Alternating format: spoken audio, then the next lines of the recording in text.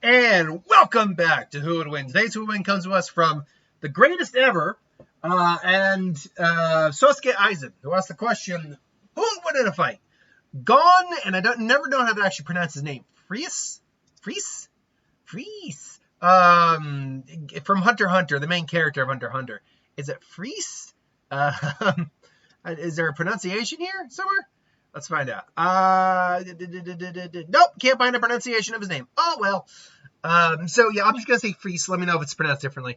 Versus Deku for the main character from Izuku Midoriya, the main character from My Hero Academia. Not really much similar between them, except they're shonen protagonists.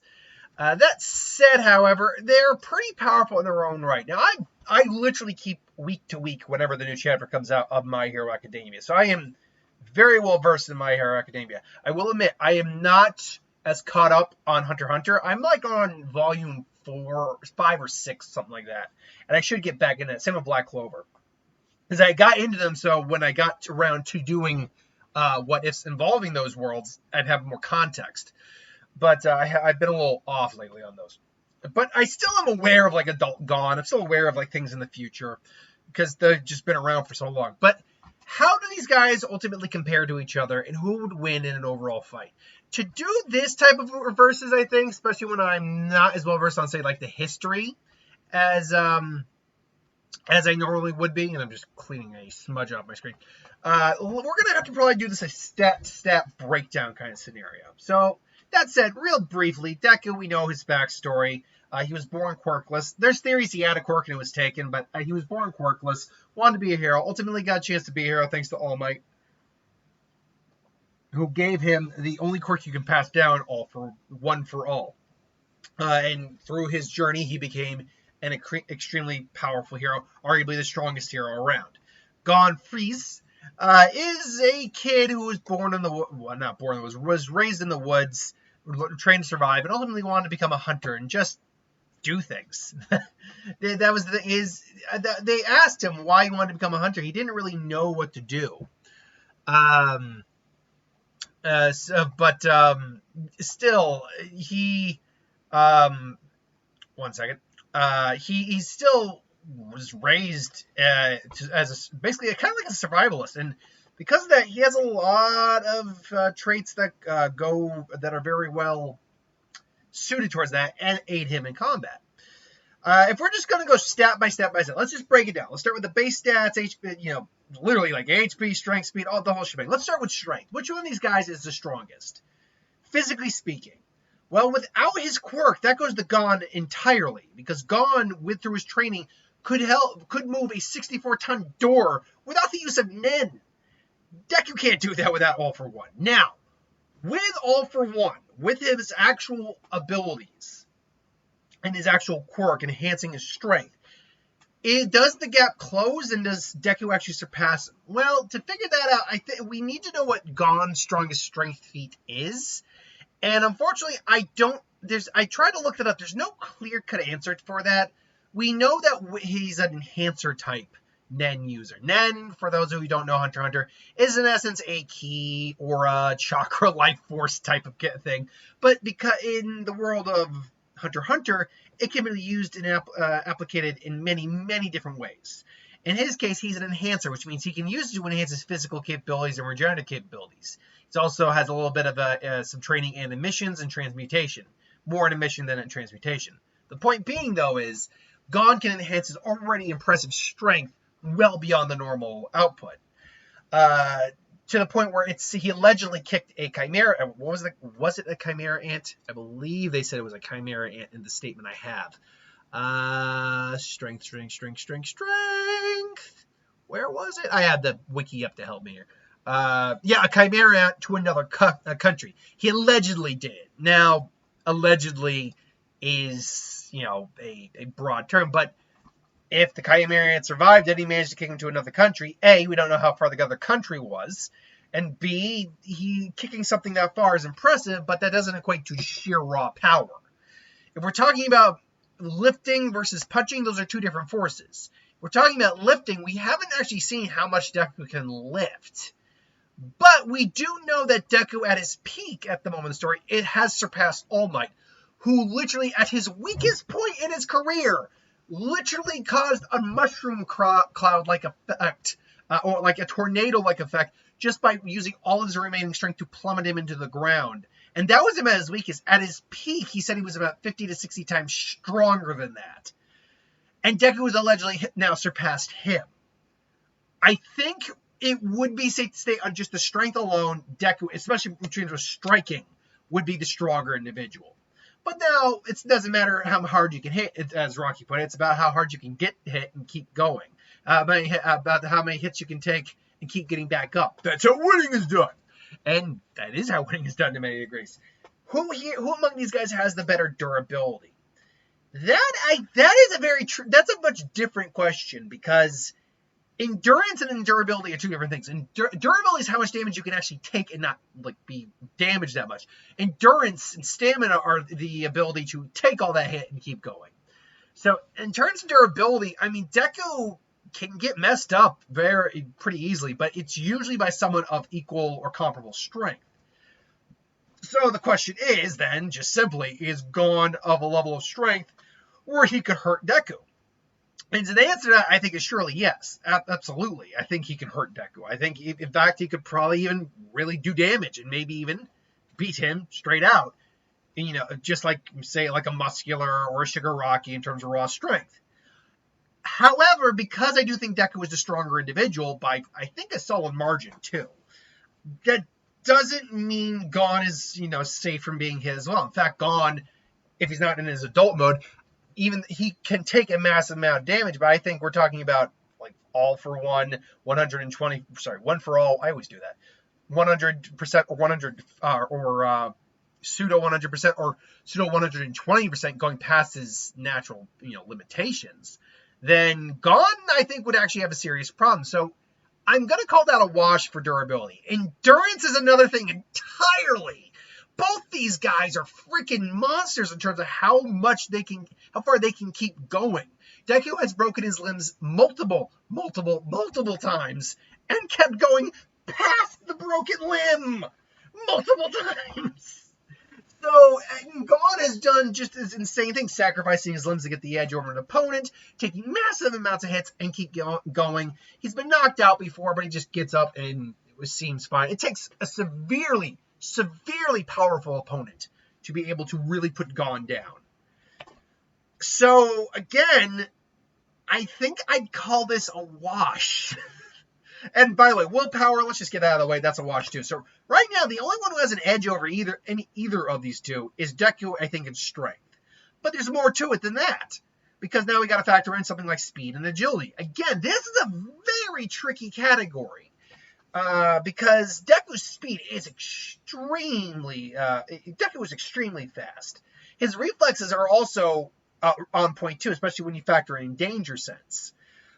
But Gon can keep up with someone like Killua, who could move so fast he create after images, and that was before his Nen use. This one I might go with Gon on, but it wouldn't be, unlike where if the gap between strength is here for them. I think the gap between speed is more like here. I think he's faster, but it's not as by a huge margin as you might think, specifically because we got to factor in that gear shift quirk as well, where he can actually alter his speed. Because of that, Deku actually could gain the edge in speed. But if we're talking about base speed alone without factoring the quirks in yet, I think Gon has that edge. But then we factor in also in hand-to-hand combat experience, and that one definitely goes to Gon. Gon was trained in a specific type of martial art, as a matter of fact. It was called... was schooled in Shingen Ryu Kung Fu combat techniques by Wing for about a month, and received further instruction from Killua before his match against Hisoka. Despite his limited training, he proved time and time again to be a competent, extremely crafty brawler. And after 10 days of relentless fighting against Binote, he was able to spar with Killua on equal ground, who was a master assassin in his own right. Deku is a capable hand-to-hand fighter, no doubt about it, but he is not a martial artist. Very much like Gon, surprisingly, he's more of a brawler, but Gon's had formal training, not just in his abilities, but in his actual fighting style, whereas Deku did not have formal training in combat. So I'm going to give the edge to Gon in that. But now we're getting into the real nitty-gritty of it. their actual abilities. And Nen is such a versatile tool. Granted, if you're a specific type of Nen user, it helps with specific abilities. But Nen is such a specific type of ability that theoretically you can do anything with it. Gon has demonstrated, again, physical enhancement, emission and transmutation, emission quirks, emission Nen. Let's see here. Let me get the types of Nen out of the way here. Where is okay, here we go. Aura types. So there's enhance. You stupid son of a. There we go. So emission. If a student changes the color of the water in the glass during their water divination, that student is an emitter. Okay, and an affinity for emission means that the user can easily can have an easier time separating their aura from their body. Okay, that makes sense. But being a transmuter quirk, I keep saying quirk. We're talking about My Hero too at the same time here. A transmuter Nen user. Where is that one now? Transmutation. Transmutation means a person can change the properties of their aura to mimic something else or replicate a specific attribute. So while Gon has and that's what Killua did to turn his aura into electricity. But Gon is not so much a transmuter user as he is an enhancer and a emission user. This means he can physically enhance his body to large degrees, and he can throw his aura from his body, which basically allows him to use his main technique or weapon, which he's increased over the years. Jinken. Basically rock, paper, scissors. He can either use rock to basically throw a simple but devastating concentrated punch with his aura into his fist through Ko. His long-range attack, paper, is basically an emitted attack that fires a ball of aura from his palm. It used to be his weakest attack, the ball being somewhat slow and not powerful and easily to block or change course of someone not using Ko. But obviously that's changed. And then scissors, where he basically forms a cutting pair of scissors with his fingers. He is also capable of using his Nen to, in essence, you lift the limitations on his body, gaining all the potential he would ever have in his life. And this is how we defeated the individual Neferpito. But it came at a great cost where in essence, it burnt him out. It put him in a coma, caused his body to start to decay. And then he currently has lost the use of Nen. So that is like a last-ditch effort kind of thing. So, I mean, that's the challenge. Also, you can extend his aura out farther, again, using it for enhancing it to build things, all that. Obviously, Deku's quirks, his main quirk was One for All, which enhanced all his physical attributes. It's a stockpile of quirks, so every previous user's power is added on to his power, plus the training he does. Which that in of itself allows for enhanced durability, speed, regenerative capabilities. Well, it doesn't really, not really regenerative capabilities, but enhanced speed, durability, endurance, strength, all the main attributes. Deku can literally jump out. It also allows him to throw a punch so powerful or throw a blow so powerful, he actually creates wind gusts, which allows him to look like he's flying and kind of give the ability to fly and damage a person from fire for a ranged attack. But also, there is the 6 other quirks that existed in there. We have Float, which, shockingly, allows him to float. We have Black Whip. When I did my video on the 10 quirks ranked, or the top One for All quirks ranked, that ranked, I believe, is number 1 or number 2 as the most powerful / useful, in my opinion. But Black Whip is an energy whip that can be used for grappling, grabbing, transportation, enhanced combat, because you can wrap it around your body as an aura, enhance your punch. You can also use it to just grab, throw someone, find someone. It's extremely versatile. Then there is Danger Sense, which is essentially a spider sense, but you have to react to it on your own. It gives you like a striking pain when danger's coming, but you know or not to react. Fog creates a giant fog. I'm guessing it has to do with like your pores or something like that, but allows you to create smoke screen, not fog. Smoke screen creates a smoke screen. My personal favorite is Fajin, because what Fajin is you build up, store up kinetic energy from repeated movements. Just walking around is a repeated movement. Doing that multiple times is a repeated movement. Doing that, breathing technically is a repeated movement. So Deku is always charging Fajin, but it takes a while for this to charge. But when he does, he can go past his limits and even without using 100%, use a faux 100% and beat someone down with it. Last but not least, as we talked about, is Gear Shift, which allows you to change the speed of anything you come in contact with, including yourself, including your opponent, including projectiles you're touching. And it literally is a physics-breaking quirk because you can stop inertia in its tracks. You can stop something with no inertia, like, loss at all. Like, so, whenever something stops, normally, you get the, every action has an equal and opposite reaction. Normally, you'd stop and you go, and you're like, ugh!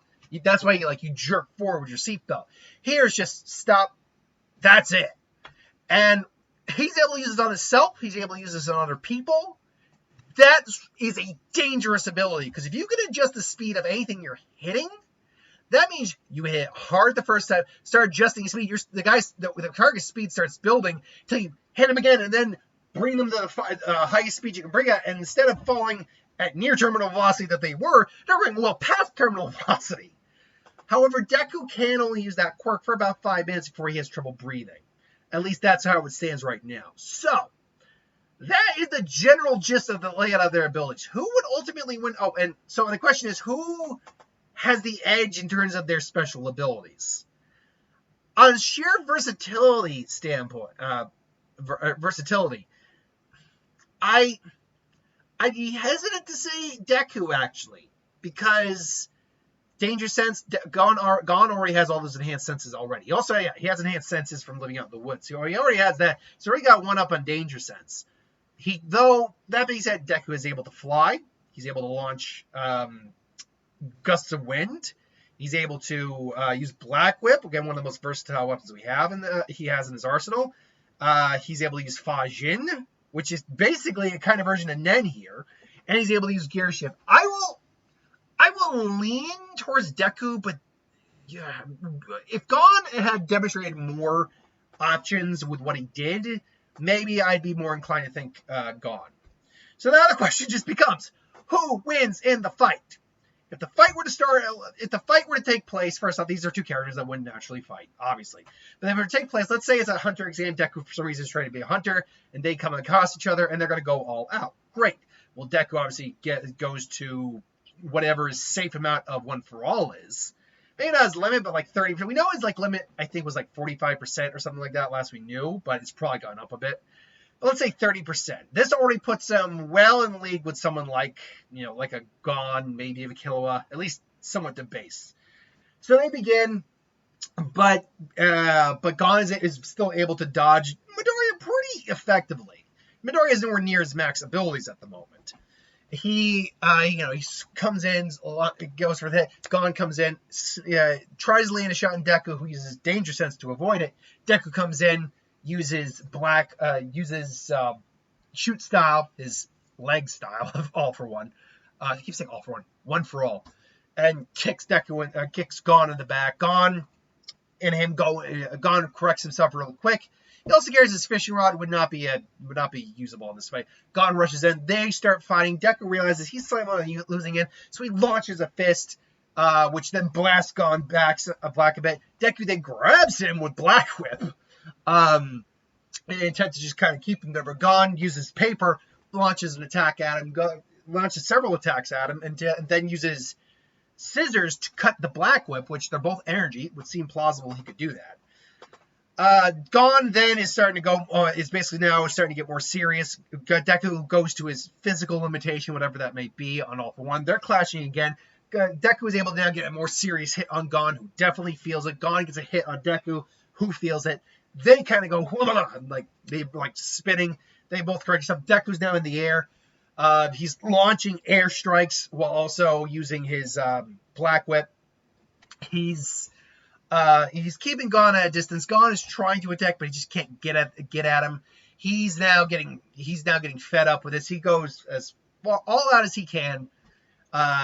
Then launches another attack. Gon's able to close the distance by jumping in the air. They clash. He's using Rock this time. Deku fires the attack.